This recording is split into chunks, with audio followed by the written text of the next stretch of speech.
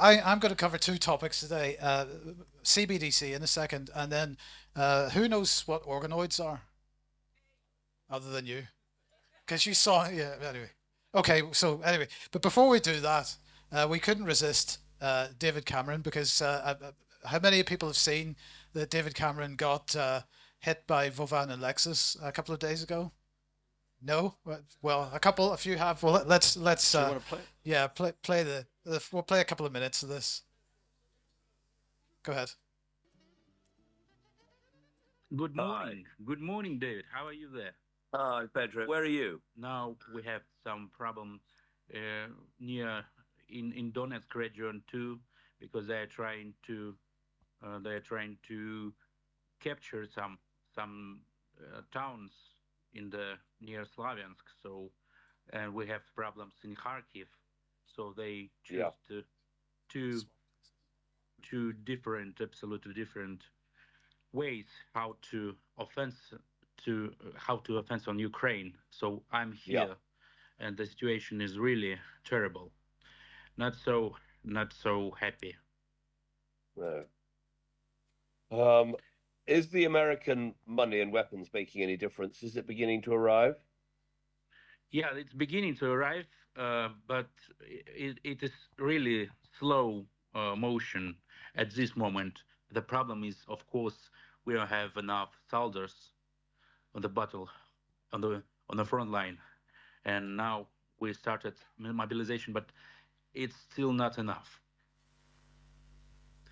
What I mean, I obviously stay in very close touch with Dmitry Kuleba and talk with him about all the things that are needed, particularly the air defenses, the arrival of the American munitions, the campaign to make sure other countries do what Britain has done and make multi-year commitments. So I'm very joined up with them. It's very annoying that the American money took so long to arrive. How do you think? Do you feel that anything will change if elections No, will happen? I think that the opposition party is as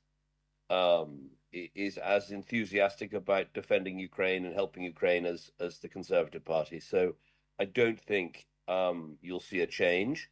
Obviously, if they win, it'll be a new government. There will be some getting up to speed on some issues, but I think fundamentally they've supported everything we've done, because I would say we've been probably the most advanced government in multi-year money, storm shadow, training, all of the aspects, the security um, uh, undertakings and partnerships, the support in NATO. I think we're probably the one of the most enthusiastic allies. But Right. So I'll stop it there. But you get the point. Uni party, right?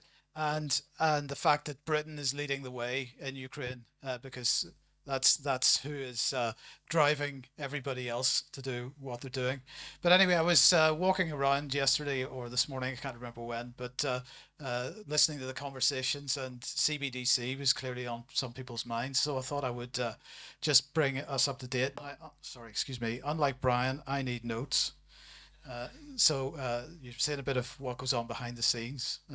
So anyway, look, this is the European Central Bank, and earlier this week they have announced 48 new participants in their pilot program for CBDC. They're calling this it's wholesale DLT settlement trials. What was perhaps a little bit surprising for many commentators was that Hong Kong has got involved in this as well, with this particular one. I'm going to come on to the Bank for International Settlements plans in a second. But the So 48 new countries, they're progressing with that.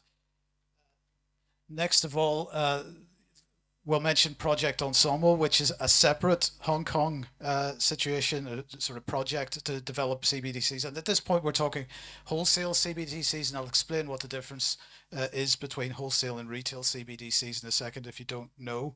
But this is Project Ensemble is a parallel effort to bring about, and what they're attempting to do is to set up a sort of Bitcoin style distributed database such things so that they can process these things amongst various parties, but of course included in this one, in the Hong Kong one, is what they're calling their digital green pound. So you can see where this is going and what this is intending to drive.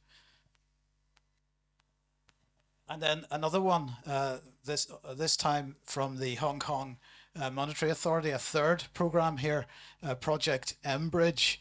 And what they say about this is China, Hong Kong, Thailand, the United Arab Emirates, and now Saudi Arabia has joined this as well.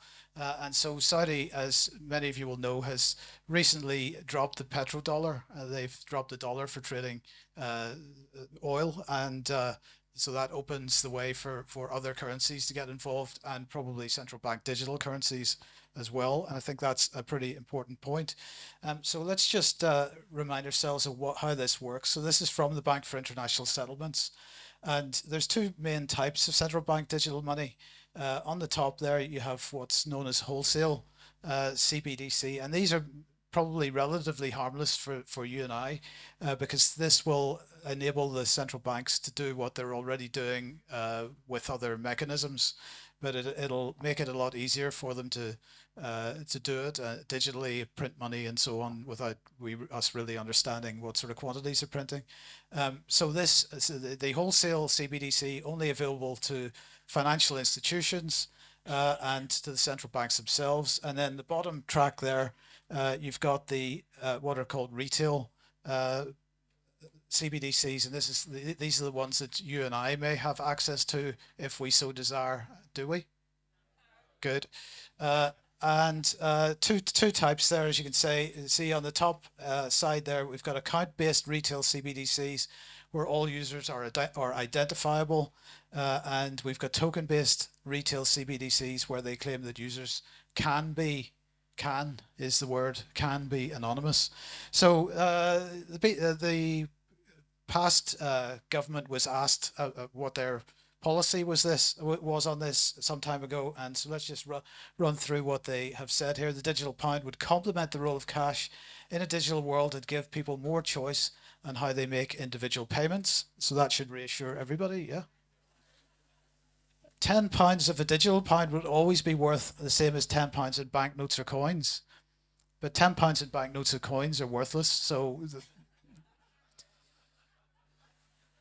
it would be issued by the Bank of England. That makes me feel much better. Widely available and convenient to use. It would be easily exchangeable with other forms of money, including cash and bank deposits, and it would be accessed through digital wallets offered to the public and businesses by the private sector through smartphones or smart cards. So this is the ultimate public-private partnership, because that's, of course, at the top of the pyramid with the money. It would be intended for payments made online, in store, and between individuals rather than savings, so there's no interest paid on it. There'd be no restrictions on how much an individual, there would be restrictions on how much an individual could hold, at least initially. And then this is the, like banknotes, it would be a claim on the Bank of England, have intrinsic value, don't laugh, and be stable, unlike unbacked crypto assets. So the question is, that was the previous government's position. What would a Labour government position be? Can we guess? So here is KPMG, a summary of the Labour Party's plan for financial services. I just pulled one sentence out of this. The plan supports work on a central bank digital currency by the Bank of England and states this will continue. So nothing will change I don't think anybody here will be voting Labour, but that is it. So a quick wrap up on CBDC. No doubt we'll have some questions on that later.